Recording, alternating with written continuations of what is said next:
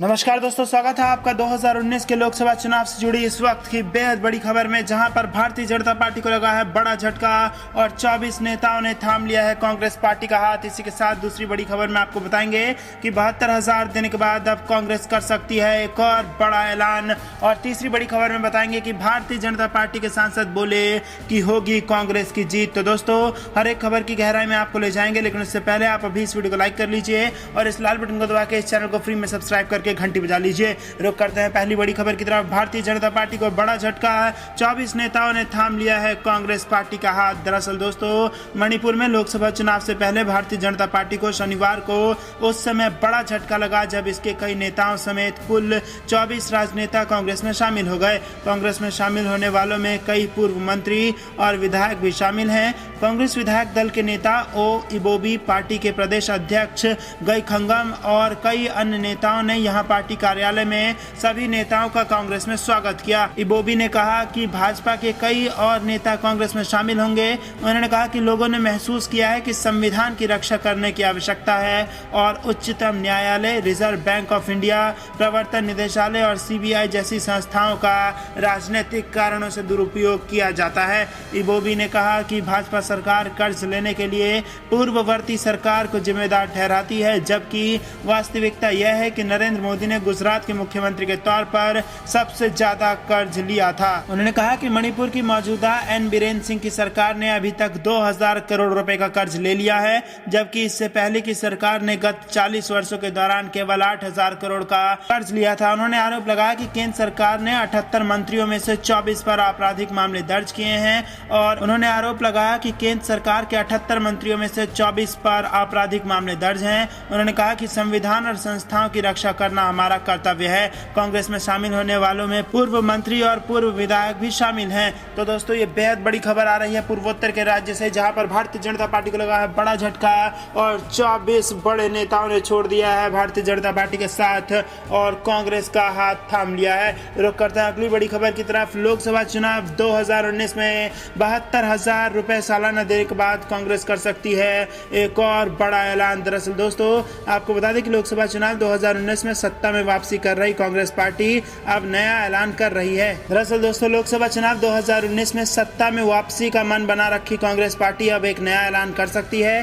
खबरों की माने तो न्यूनतम आय योजना और स्वास्थ्य के अधिकार के चुनावी वादों के बाद कांग्रेस अब अपने घोषणा पत्र में दलित, ओबीसी और अल्पसंख्यक समाज के लिए कुछ बड़ी घोषणाओं की तैयारी में है, जिनमें न्यायपालिका, खासकर ऊपरी अदालतों में इन वर्गों के लिए प्रतिनिधित्व सुनिश्चित करने का वादा प्रमुख हो सकता है। सूत्रों के मुताबिक गत 26 मार्च को पार्टी के शीर्ष नीति निर्धारण इकाई यानी कि कांग्रेस कार्य समिति CWC की बैठक में न्याय को हरी झंडी देने के साथ ही अनुसूचित जाति, जनजाति, ओबीसी और अल्पसंख्यक वर्गों के संदर्भ में कई बिंदुओं एवं सुझावों पर गौर किया गया, जिनमें से कई को स्वीकृति प्रदान की गई। इस बैठक में पी चिदम्बरम की अध्यक्षता वाली समिति की ओर से तैयार घोषणा पत्र के मसौदे को मंजूरी दी गई। अगले कुछ दिनों के भीतर पार्टी अपना घोषणा पत्र जारी कर सकती है।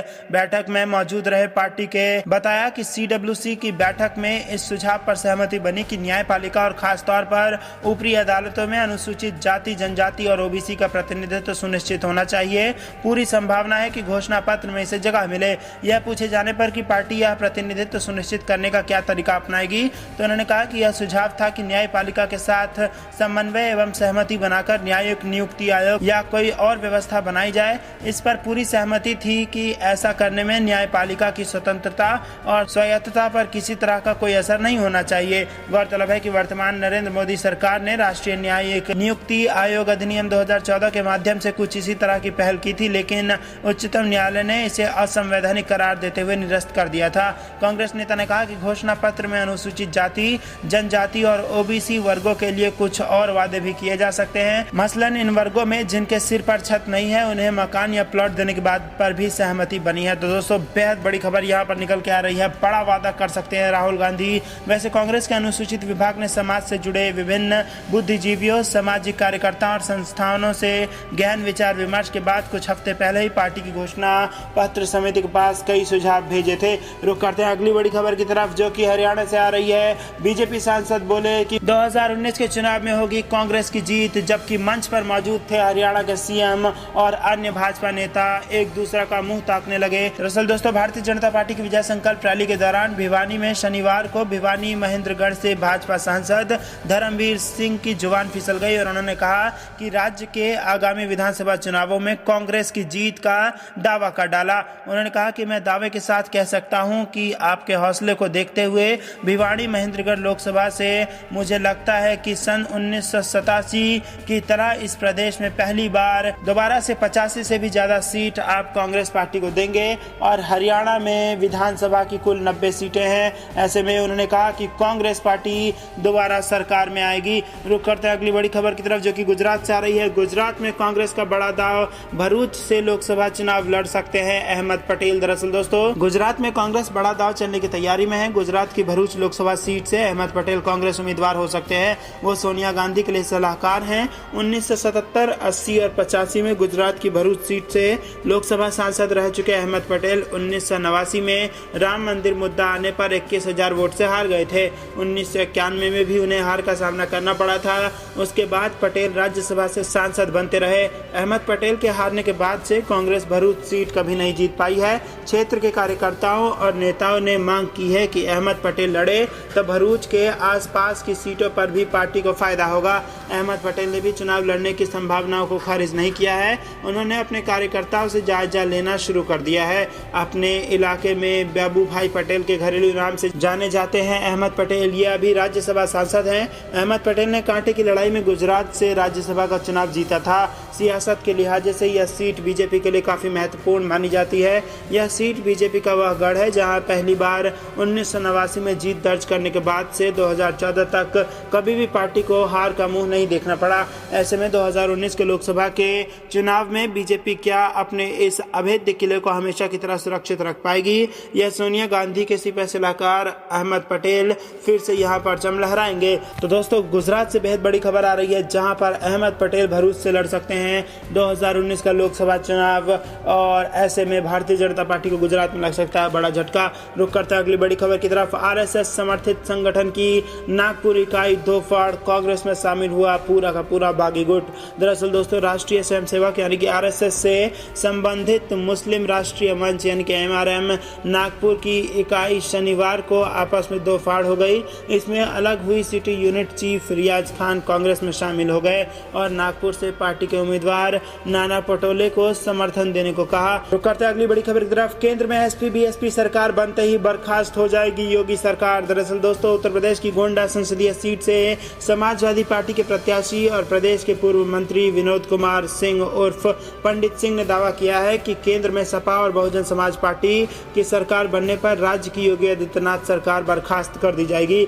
सिंह ने पार्टी के कार्यकर्ता सम्मेलन में यह दावा भी किया कि बसपा अध्यक्ष मायावती, प्रधानमंत्री और सपा अध्यक्ष अखिलेश यादव 2022 से पहले ही प्रदेश के मुख्यमंत्री बनेंगे। उन्होंने केंद्र की मोदी सरकार पर निशाना साधते हुए भारतीय जनता पार्टी की सरकारों को जुमलेबाज और झूठा बताया। पंडित सिंह ने कहा कि सपा बसपा गठबंधन से घबराकर भाजपा के नेता अनाप शनाप बयान दे रहे हैं। सपा प्रत्याशी ने दावा किया कि गोंडा की जनता के सहयोग से वह इस संसदीय सीट को सामंतवादियों के चंगुल से छुड़ाकर यहां विकास के नए आयाम स्थापित करेंगे। सिंह ने आरोप लगाया कि बेरोजगार को नौकरी नहीं देने और किसानों को गन्ना बकाया का भुगतान न कर पाने के कारण भाजपा आतंकवाद, राष्ट्रवाद और पाकिस्तान के नाम पर चुनावी दांव चल रहा है। तो दोस्तों, बेहद बड़ी खबर 2019 के चुनाव से निकल के आ रही है जहां पर एसपी बीएसपी की सरकार बनते ही बर्खास्त हो जाएगी योगी सरकार। ये कहना था एसपी के एक नेता का। इसके पहले की बड़ी खबर में हमने आपको बताया कि आरएसएस समर्थित संगठन नागपुर में उसके दो फाड़ हो गए हैं और कांग्रेस में